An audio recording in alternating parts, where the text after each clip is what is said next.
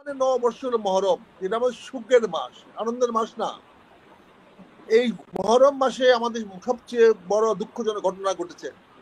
কাজে মুসলমানদের জন্য কোনো নববর্ষ উৎসব হতে পারে না, উৎসব হওয়ার কোনো সুযোগ নাই। শুনেন, এই বাঙালি হলো এমন একটা, মানে সত্যি করে বলতে এমন একটা কুজাত, ম্যাকডোনাল্ডও খায় আবার পান্তা ভাতও খায়, ইহুদি টেলিফোন ব্যবহার করে আবার কেএফসি ভাঙে, আবার বাটার জুতা পরে আবার বাটার দোকান ভাঙে। এই জাতকে নিয়ে তো গর্ব করার কিছু নাই। আর কে যান, কয়টা পুলিশ এখানে হাঁটাহাঁটি করে? আপনারা বিদেশ থেকে আমাদেরকে লেলায় দিবেন, আজকে এই সারা রাত্রি পুলিশের ডিউটি করতে হবে কেন? কেন আজকে এই পুলিশকে দিয়ে আমাকে নববর্ষ পালন করতে হবে? কি কারণে? আসলে নববর্ষ তো আমরা 3 বার পালন করি।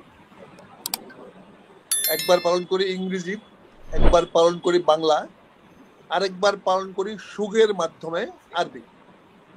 3টা নববর্ষ আমরা পালন করে আসতেছি বহু আগের থেকে। আমরা যারা এই দেশের মানুষ, অর্থাৎ বাংলাদেশি হয়েছি, কারণ বাংলাদেশ তো জন্ম হয়েছে 71 সনে, আমরা হওয়ার পর নতুন পরিচয় হয়েছে আমরা বাংলাদেশি। আমরা বাংলাদেশিরা নববর্ষ নিয়ে এত খুব চিন্তিত ছিলাম না, কিন্তু নববর্ষটাকে একটা শ্রেণী বাঙালির সংস্কৃতি হিসাবে এটাকে শুরু করতে চেয়েছিল এবং করে আসতেছে। বাঙালি সংস্কৃতি আর বাংলাদেশি সংস্কৃতির মধ্যে তো অনেক মৌলিক পার্থক্য রয়ে গেছে, কারণ এখানে আমাদের একটা আত্মপরিচয়ের ব্যাপার আছে। আমি কি বাঙালি? আমি কি বাংলাদেশি? আমি কি এই দেশের ধর্মের, না আমি বিদেশি ধর্মের? আমি তো মুসলমান, আমি তো ইসলাম ধর্ম গ্রহণ করেছি আজ থেকে 1000 বছর আগে। আমরা মুসলমান প্রথম, তারপরে হলাম আমরা এখন বাংলাদেশি। তো আমাদের নববর্ষ তো মহরম, আমাদের নববর্ষ তো আকবরের পয়লা বৈশাখ হতে পারে না। সেখানে যাওয়ার তো আমাদের কোনো সুযোগ নাই যদি আমরা মুসলমান বাংলাদেশি হয়ে থাকি। আর যদি খালি বাঙালি হই তাহলে হতেই পারে, খালি বাংলাদেশি হই তাহলে হতে পারে। কিন্তু এতকাল যারা এই নববর্ষে বাধা দিয়ে আসতেছে, তারাই দেখলাম এবার মঙ্গল নামটা কেটে দিয়ে শুভ নববর্ষ করছে। তাহলে এতকাল তোমরা বিরোধিতা করলা কেন? তোমরা তো গত 50 বছর ধরে দেখে আসতেছি এই নববর্ষের মেলাকে বাধা দিয়ে আসতেছো। এই 15 বছর ধরে প্রতি 50 বছর দেখে আসতেছি যে এই গ্রুপগুলো এই নববর্ষ উদযাপনকে করতে দিচ্ছিল না, তারাই দেখলেন এবার ঘটা করে নববর্ষ পালন নেমে গেছে। বিষয়টা আমরা বুঝতে পারি না। আর আমরা মুসলমানের নববর্ষ হলো মহরম, যেটা আমাদের সুখের মাস, আনন্দের মাস না। এই মহরম মাসে আমাদের সবচেয়ে বড় দুঃখজনক ঘটনা ঘটেছে। কাজে মুসলমানদের জন্য কোনো নববর্ষ উৎসব হতে পারে না, উৎসব হওয়ার কোনো সুযোগ নাই। কারণ আমরা তো মহরমে নববর্ষ পালন করতে হবে। এখন বাঙালি নববর্ষ পালন করব না ত্রিপুরা নববর্ষ পালন করব না চাকমা নববর্ষ পালন করব?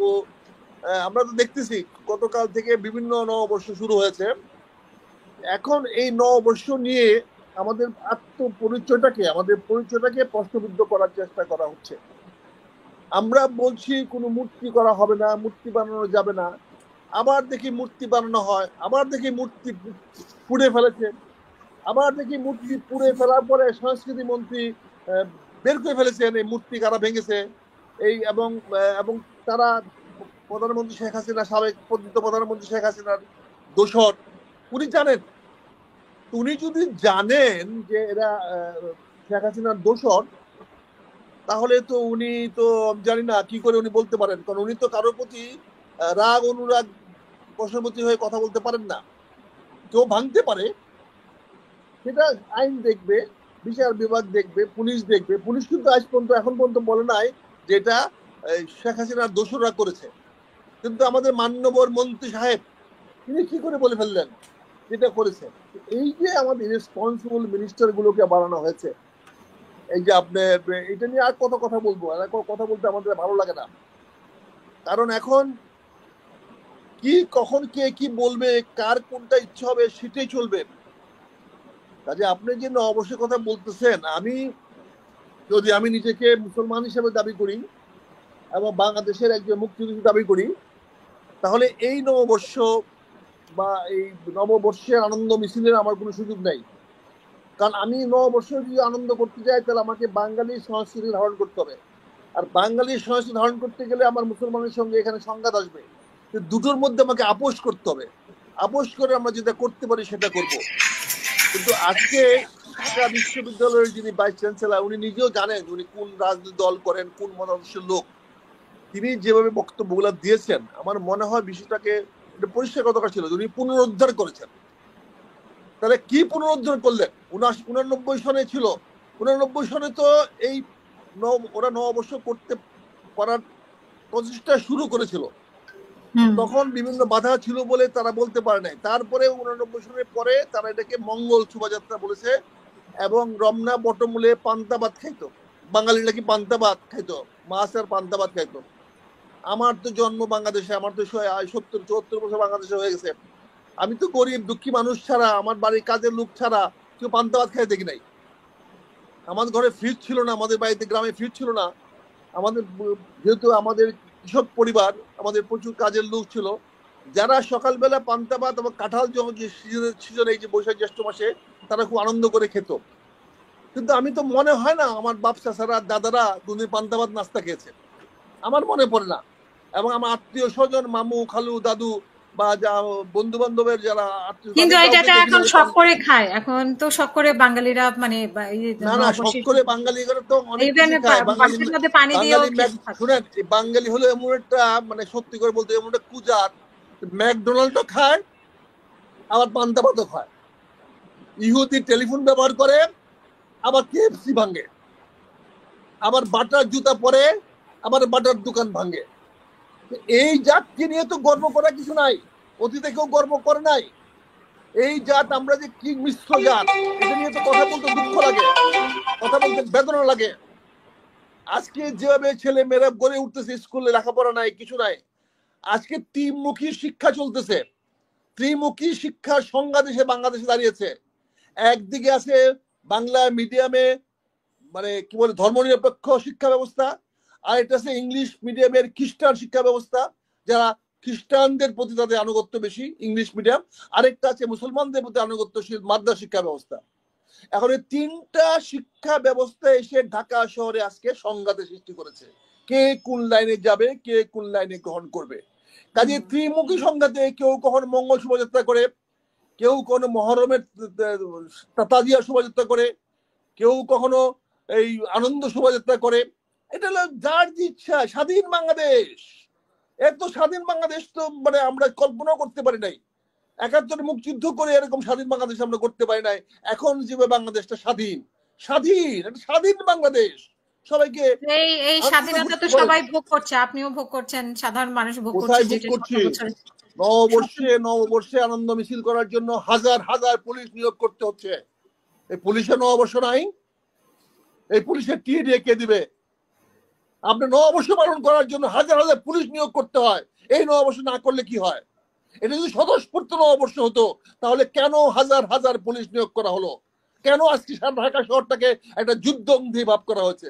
সারা বাংলাদেশে আজকে সমস্ত পুলিশ অ্যাওয়ার্ড, কেন পুলিশের পরিমাণ নাই, সংসার নাই? আজকে তারা বিশেষ অনুষ্ঠানে তো পুলিশরা বিশেষভাবে ব্যবস্থা নেয়, মানে এটা অভদ্র অসভ্য দেশে এটা নেওয়া হয়। সময় তুলনায় কি বেশি পুলিশ নিয়ে দেওয়া হয়েছে? আপনি যেখানে লন্ডন, আপনি যে লন্ডনে বাস করেন, সেই লন্ডনে ক্রিসমাসের সময় কয়টা পুলিশ এক্সট্রা বাইর হয়? হ্যাঁ, আছে না পা? আপনাদের চোখ কান নাই আপনাদের? লন্ডনে কয়টা পুলিশ মেলার, যে আপনি যে পার্কে যান, কয়টা পুলিশ এখানে হাঁটাহাঁটি করে? আপনারা বিদেশ থেকে আমাদেরকে লেলায় দিবেন, আজকে এই সারা রাত্রি পুলিশের ডিউটি করতে হবে কেন? কেন আজকে এই পুলিশকে দিয়ে আমাকে নববর্ষ পালন করতে হবে? কি কারণে? ডিএমপি কমিশনার তো বলেছে যে কোনো মানে অপ্রীতিকর ঘটনা ঘটার কোনো সম্ভাবনা নাই। বলার কে? বিএনপি কমিশনারটা বলেছে। এটা কি পুলিশি রাষ্ট্র? শেখ হাসিনা আমলে দেখতাম পুলিশি রাষ্ট্র হয়েছে। সে কে কথা বলার? ডেলি সে কে? এটা চাকরের কাছ থেকে আমাদের কথা শুনতে হবে? তার কাছ থেকে কেন কথা শুনবো? সে নির্দেশ দেওয়ার কে? কে সে? তাকে কে তাকে তো পুলিশ ট্যাগ দেওয়া আছে, মেট্রোপলিটন পুলিশ ট্যাগ দেওয়া আছে, সেটা কোথায় লেখা আছে সে এগুলো সে করবে? তাকে কে বলেছে? ভিন্ন টপিকে যাই জি, কাজে আপনারা বুঝতে চেষ্টা হবে। কাজে এখানে আমরা যে যার ইচ্ছে মতো খুশি মতো স্বাধীন বাংলাদেশ চালিয়ে যাব, সেভাবে তো হবে না। এখানে আমাদের একটা নীতি থাকতে হবে, আমাদের একটা আদর্শ থাকতে হবে, সে অনুযায়ী একটা স্বতঃস্ফূর্ত যে উৎসব, সে উৎসবে আমাকে পুলিশ নিয়োগ করতে হবে, আমাকে সেনাবাহিনী নিয়োগ করতে হবে, সেনাবাহিনী আমাকে রাইফেল নিয়ে দাঁড়া থাকবে। এটা কেমন রে ভাই? এই জিনিসগুলো আমরা চাই না, এগুলো দেখতে চাই না। আর যারা দেখতে চায় তাদের সঙ্গে আমরা জীবনেও কিন্তু একমত হব না, কারণ তাদের সঙ্গে আমরা নাই, এখনো নাই, অতীত ছিল না, আগামীতেও তাদের সঙ্গে থাকবো না। অনেক ধন্যবাদ।